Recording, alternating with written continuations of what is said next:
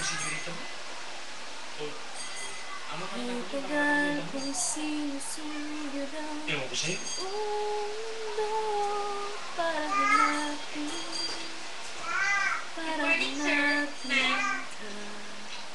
Nilibot ang isip na mayroong lumbay Sigurita, sana po sa susunod, bago niyo po ako iwanan, paalam mo na kayo.